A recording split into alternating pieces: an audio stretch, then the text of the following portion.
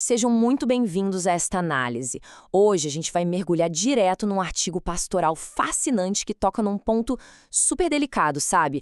Aquela tensão entre as regras canônicas e a realidade espiritual de receber a comunhão fora das fronteiras administrativas da Igreja Católica Apostólica Romana. É uma explicação profunda sobre como valorizar quem busca viver o Cristo de verdade e exerce o ministério fora da estrutura romana oficial. Tudo isso baseado naquele princípio maravilhoso do não o proíbas. Para entender bem essa dinâmica toda, a gente precisa voltar um pouquinho e olhar para um paradoxo lá da Bíblia. O texto base da nossa análise resgata uma daquelas cenas meio tensas, quando os discípulos tentam impedir um homem de expulsar demônios em nome de Jesus. A justificativa deles? Ele não faz parte do nosso grupo oficial. E a resposta de Jesus é um verdadeiro banho de água fria neles. Não o proíbas, pois quem não é contra vós é a vosso favor, que está lá registrado no Evangelho de Lucas. E é exatamente isso que nos leva à parte 1 da nossa análise, o princípio do não o proíbas, o que naturalmente puxa a gente para a parte 2. Afinal de contas, qual é a essência da comunhão? Bom, antes de falar de onde se pode ou não comungar, a gente tem que entender o peso da coisa. A teologia católica define a transubstanciação como uma reverência gigantesca.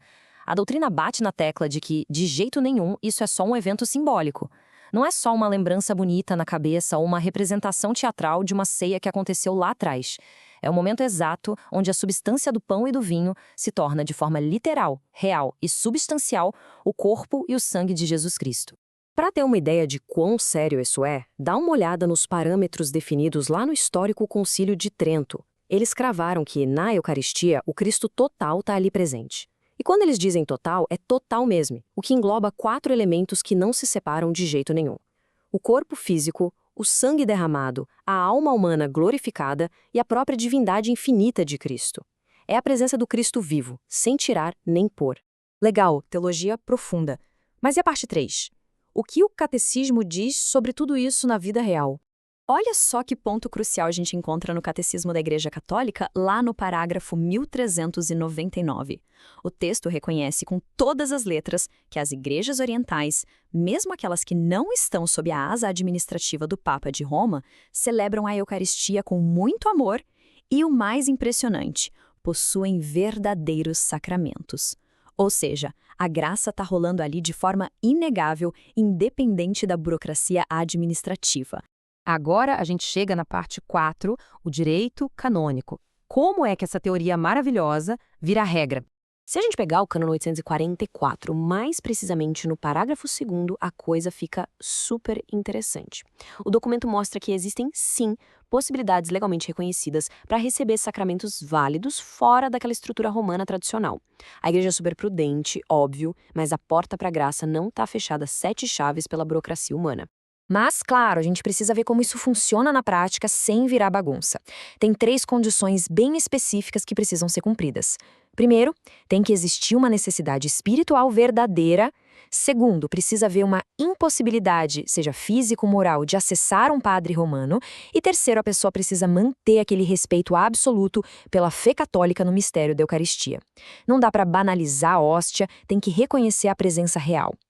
E aqui, sinceramente, está a parte mais empática do negócio todo. O que seria essa tal impossibilidade moral? Não é só estar isolado numa ilha deserta sem um padre por perto. As fontes mostram que a igreja olha com muito carinho para a saúde da alma. Envolve situações difíceis, como uma desconexão espiritual enorme com a paróquia local, aquela falta de acolhimento que machuca as pessoas, ou a necessidade legítima de procurar um ambiente mais saudável para não deixar a própria fé morrer.